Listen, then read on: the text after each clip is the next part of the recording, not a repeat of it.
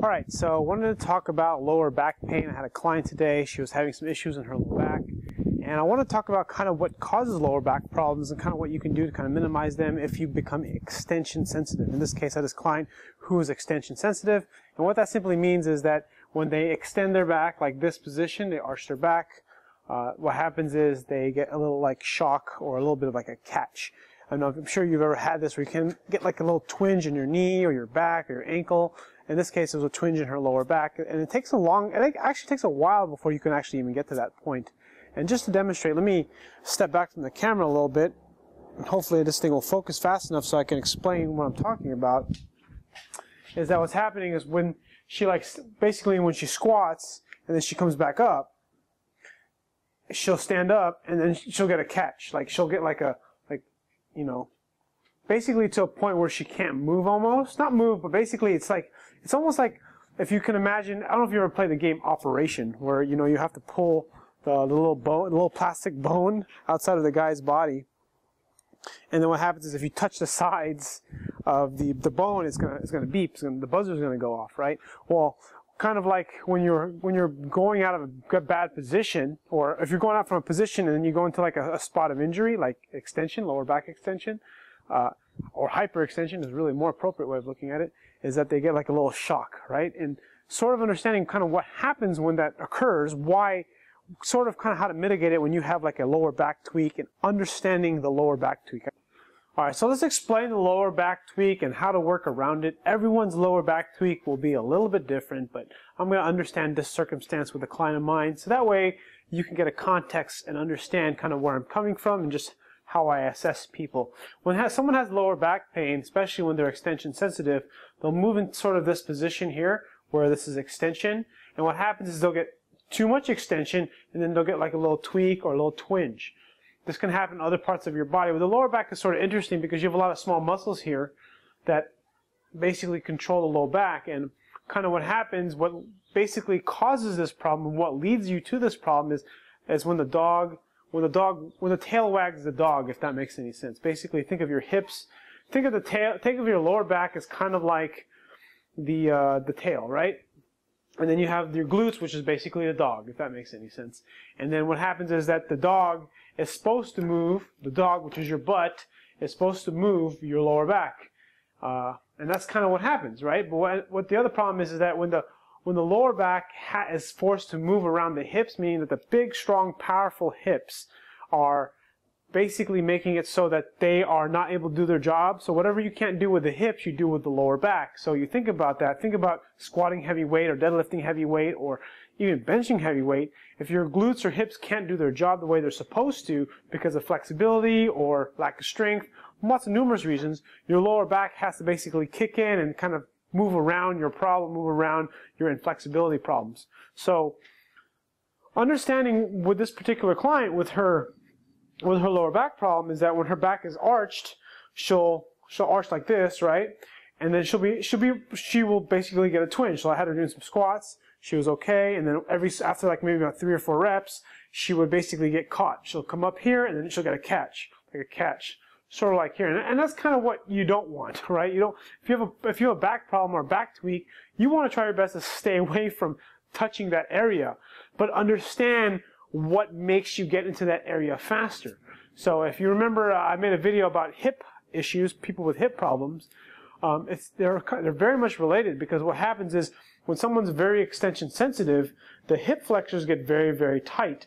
And when they get very, very tight, they make it easier for this bowl of the hip to tilt like this.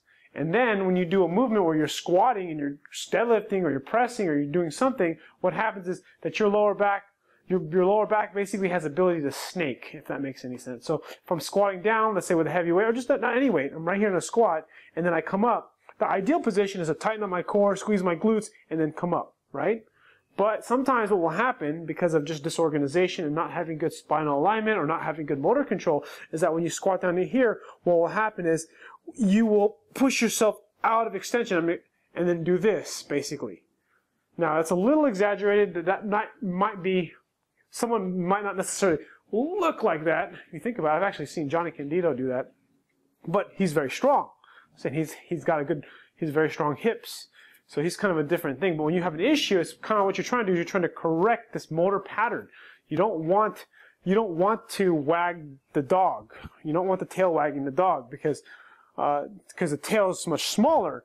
And what happens is when you squat down and you come up, you're squeezing your glutes to come up. What sometimes happens is you'll come up like this and then use your glutes, if that makes any sense. Now, for me, you probably can't hear this on camera, but when I squat down like this and then I come up like that, I get a big click. I don't know if you can hear that.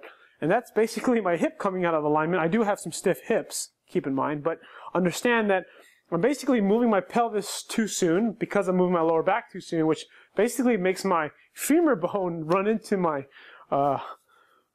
hip. It makes a click. But if I'm tight and I squat down, come up, I'll have less of a click or I'll have no click.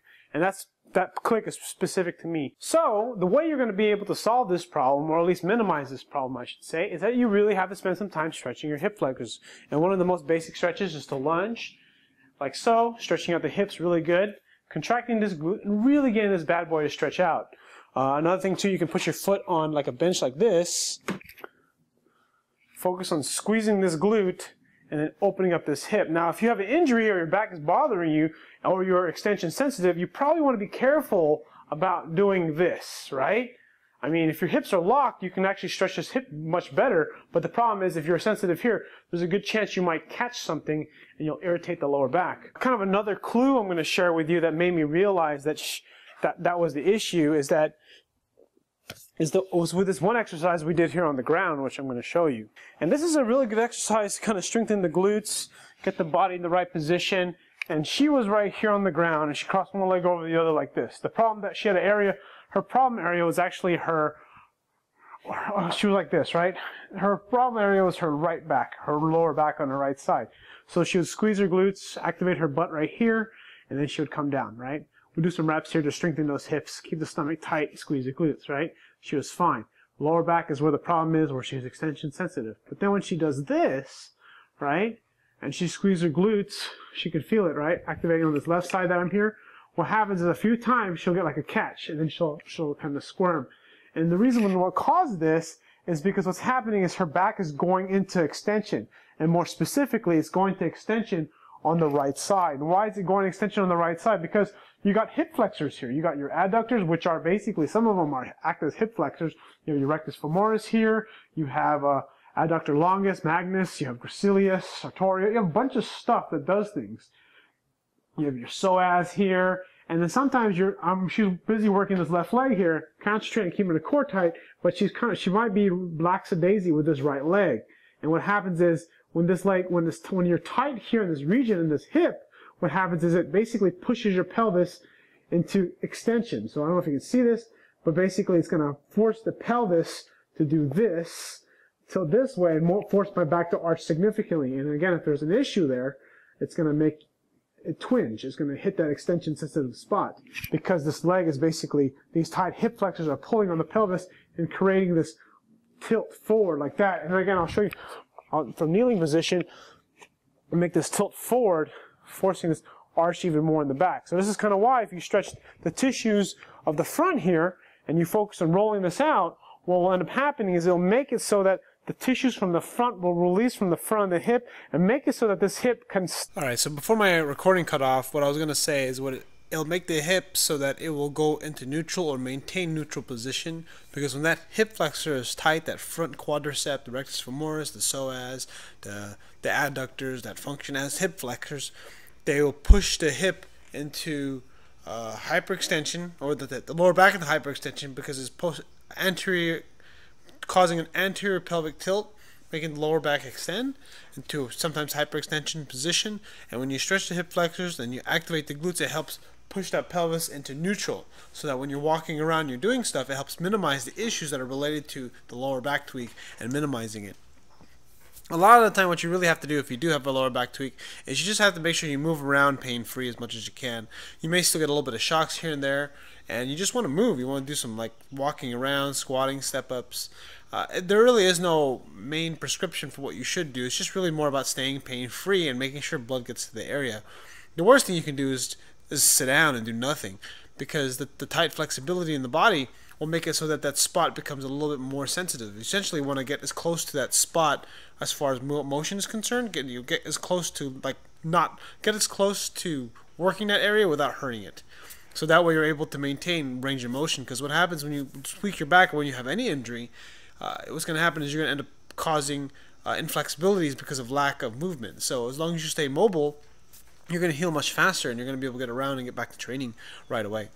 So if you, hopefully this helps you out, and hope it gives you a better understanding of your lower back pain or maybe a client's lower back pain. If you have any questions, please feel free to leave a comment. Thanks for watching. Click like if you haven't already, and subscribe.